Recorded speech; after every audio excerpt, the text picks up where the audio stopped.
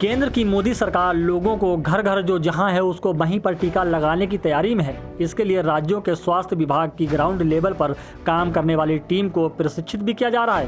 केंद्र सरकार की योजना के मुताबिक अगले 3.5 महीने यानी 15 अगस्त तक देश के 18 साल से अधिक उम्र के सभी लोगों को वैक्सीनेट कर दिया जाएगा। योजना के मुताबिक पूरे देश भर में 10 लाख से ज़्यादा टीकाकरण के केंद्र बनाए जाएंगे। इसके अलावा लोगों को घर घर तक टीका लगाने की भी योजना है। स्वास्थ्य मंत्रालय के अधिकारियों के मुताबिक अगले कुछ दिनों में ही दुनिया भर के अलग अलग मुल्कों में लगाई जाने वाली मानकों के अनुरूप वाली वैक्सीन अपने देश में होगी। प्रधानमंत्री नरेंद्र मोदी ने पूरे देश में 1 मई से 18 साल से अधिक उम्र के लोगों को टीका लगाए जाने की घोषणा की है। केंद्रीय स्वास्थ्य मंत्रालय और गृह मंत्रालय समेत तमाम अन्य जिम्मेदार महकमे पिछले कुछ महीने से इस योजना पर लगातार काम कर रहे थे।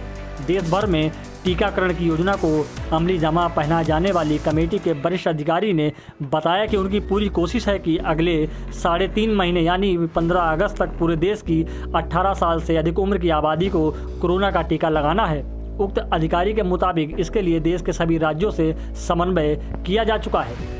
केंद्रीय स्वास्थ्य मंत्रालय के सूत्रों के मुताबिक अभी हमारे देश में सिर्फ 2 कंपनियों का ही टीका उपलब्ध है। बावजूद इसके अब तक तकरीबन 13.5 करोड़ लोगों को वैक्सीनेट किया जा चुका है। विभागीय अधिकारियों का कहना है कि अगले कुछ दिनों में दुनिया भर के अलग अलग देशों में लगाए जाने वाले कई टीके उपलब्ध हो जाएंगे। इस वजह से वैक्सीनेशन ड्राइव की रफ्तार बहुत तेज हो जाएगी। देश में वैक्सीनेशन की प्रक्रिया को आगे बढ़ाने वाली कमेटी के एक वरिष्ठ सदस्य के मुताबिक योजना तो यही है कि सभी प्रांतों में तकरीबन 10 लाख से ज़्यादा वैक्सीनेशन सेंटर बनाए जाएं।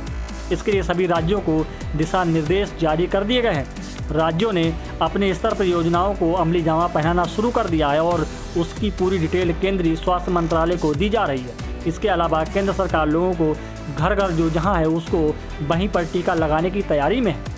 इसके लिए राज्यों के स्वास्थ्य विभाग की ग्राउंड लेवल पर काम करने वाली टीम को प्रशिक्षित भी किया जा रहा है। इसके अलावा जो सामाजिक संगठन और कारपोरेट ग्रुप इस प्रक्रिया में मदद करना चाहते हैं उन्हें भी केंद्र सरकार ने आगे आने के लिए कहा है। प्राइवेट सेक्टर ने इनोवेशन और एंटरप्राइज की भावना का बेहतरीन प्रदर्शन किया है। वैक्सीन की अप्रूवल्स और रेगुलेटरी प्रोसेसेस को फास्ट ट्रैक पर रखने के साथ ही सभी साइंटिफिक और रेगुलेटरी मदद को बढ़ाया गया है। यह एक टीम एफर्ट है जिसके कारण हमारा Bharat 2 made in India vaccine के साथ दुनिया का सबसे बड़ा टीकाकरण अभियान शुरू कर पाया। टीकाकरण के पहले चरण से ही गति के साथ ही इस बात पर जोर दिया गया कि ज्यादा से ज्यादा क्षेत्रों तक जरूरतमंद लोगों तक वैक्सीन पहुंचे।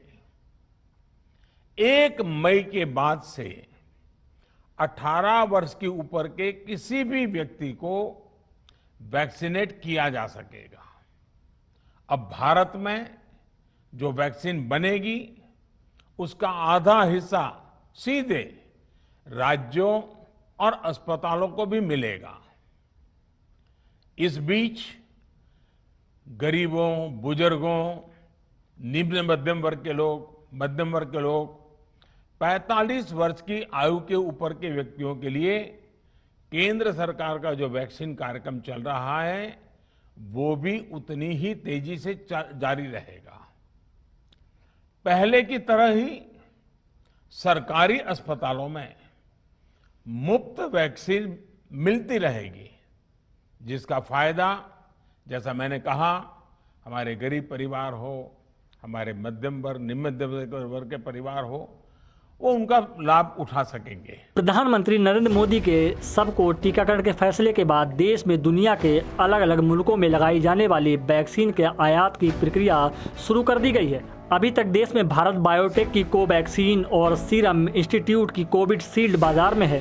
केंद्र सरकार ने रूसी स्पुतनिक वैक्सीन को भी भारत में लगाने की अनुमति दी है। इसके अलावा अगले साल कुछ दिनों में पूरी दुनिया में सबसे ज़्यादा इस्तेमाल की जाने वाली फाइजर, बायोइनटेक, जॉनसन एंड जॉनसन की single dose vaccine, Moderna, Sinopharm और सिनोवैक जैसी वैक्सीन को भी भारत में अनुमानित मिलने वाली है। केंद्रीय स्वास्थ्य मंत्रालय के सूत्रों के मुताबिक जब इन सभी वैक्सीन को अनुमति मिल जाएगी तो देश में रोजाना होने वाली वैक्सीनेशन की संख्या भी बढ़ जाएगी।